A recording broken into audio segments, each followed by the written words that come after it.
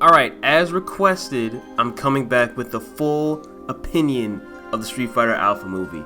I personally think it's the most underrated movie of the Street Fighter genre. I think the animation and the artwork is the best in the entire trilogy of movies animated. And I also think that this movie is the best and does the best job of giving Ryu actual character, depth, and substance. Alright, this is done in about 4 ways, and the first one is that the characters that are in the movie are doing a much better job of being connected, having context, and actually showcasing how Ryu would act and think, rather than just kind of being on the screen and being their own character. We have Ken, who was like a best friend slash brother to Ryu. We have Chun-Li, who was at best a potential lover and at worst a strong female friend.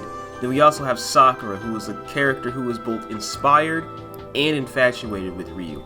All 3 of them, it takes what they do in the game, but then it also gives it more substance to where you can kind of see it and see the story throughout the whole movie. Instead of just playing the game, you might get a quote here and ending there, and then that's it. You gotta infer the rest.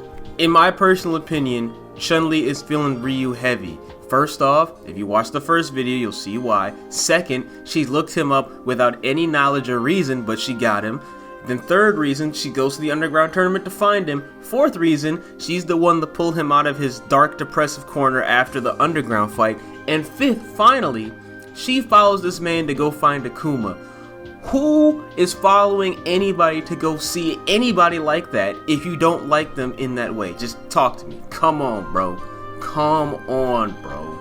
Look, I never noticed this until my sister and I watched this movie a few years ago. She pointed out Ryu has big feet. Chun-Li liked Ryu because he had big feet. I'm going to assume big feet equals big meat. I really don't know.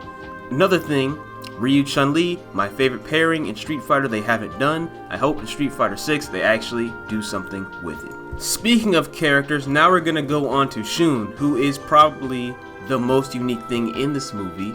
With him being his younger brother, it puts Ryu in a weird spot to where he has to be the master slash mentor while also kind of going through his own struggle with the Dark Hado. And now, Shun also has access to the Dark Hado, so it gives him the ability to A, teach somebody younger than him, and B, help himself get over the Dark Hado by then teaching somebody else how to get through their own struggle with the Dark Hado. It's kind of subtle. A prime example is when Ryu and Shun are tying the headband in front of the house. That was so inspirational, and I would not have remembered that if I didn't go and rewatch this movie for this video. Oh, I cannot look at a headband the same. Even though Shun was growing on me during the beginning of the movie, he doesn't feel very fleshed out. In the middle of the movie, it really just kind of stops flat. And then the whole I'm actually not your brother twist, it's really not, that doesn't do anything for me, it kind of kills it for me. I do like that kind of character for Ryu, and I hope in Street Fighter 6 they kind of do something with it. Does not have to be Shun specifically, but just a younger brother for Ryu might actually really help him out. The Satsui no Hado, as well as Akuma, are given extra weight in this movie, as well as Ryu's mind. The transformation to Evil Ryu, I know we think it's cool and we like Street Fighter 4 Evil Ryu. In this movie, it's not a good thing.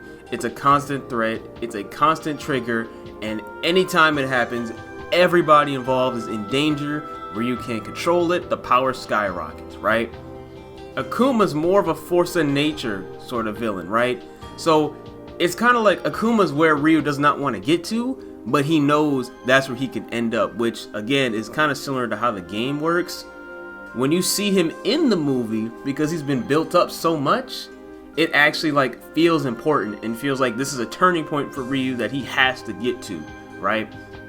Shun is also having access to the Satsui no Hado, which doesn't help his I'm not fleshed out sort of character, because it's like, where did he get this and how does he have access to it?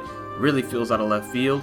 Now, with that being said, they are also trying to play the whole Akuma's Ryu's father deal, which the more I think about it, it makes sense. It's kind of like a Darth Vader, Luke Skywalker sort of situation. And if he was his actual father, it would explain a lot of things, like why does he have the Dark Hado? Why is he the only one struggling with it, but Ken isn't? Where is his parents? a lot of things start getting answered, right? Still not really the biggest fan of it. At one point, Ryu just straight up asks Akuma, "Hey, do you have any children?" Akuma walks away, turns around, says, "I'm not with that shit. There's no child support here. Don't even come here unless you're ready to become like me, get that dog in you, and get ready to throw hands. Otherwise, you're wasting my time." Sadler. He is one of the lamest, if not the lamest part of this entire movie. He is honestly just Seth from 10 years earlier. It's like they mixed Doc Ock and Riddler, but Riddler from the new Batman movie, which is not a good thing. Listen, his whole motive is just to collect fighters' data and get the Dark Hado to get stronger to...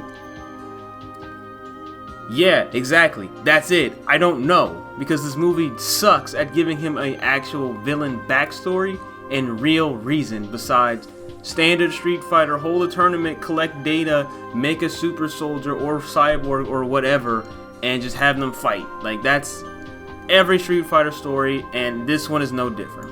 I'm going to assume it's just to take over the world like Bison or Gil or anybody else, and that is so... Street Fighter can do so much more with its story, and I really wish they would.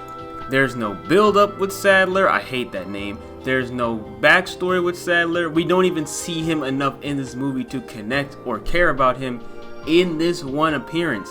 So honestly, he's just, as I said earlier, lame Seth from 9 years earlier. His robot has more personality than he does, and that's sad because that's actually Seth from 9 years ago. Also, his experiments are really creepy and triggering and inhumane. None of that imagery I've ever liked since I was a kid, and in this movie it's actually done a lot more gruesome because, as I'm going to say, the animation and the artwork in this movie is the best in any Street Fighter movie, period. The studio who animated this movie is the group TAC, which, as a Marvel 3 player, the TAC part is warming my heart. But in other news, I was looking them up because I wasn't too familiar with them. They actually animated Street Fighter 2, the animated movie, and Street Fighter 2V, which Street Fighter 2V is honestly also just a little underrated, but that's for another video.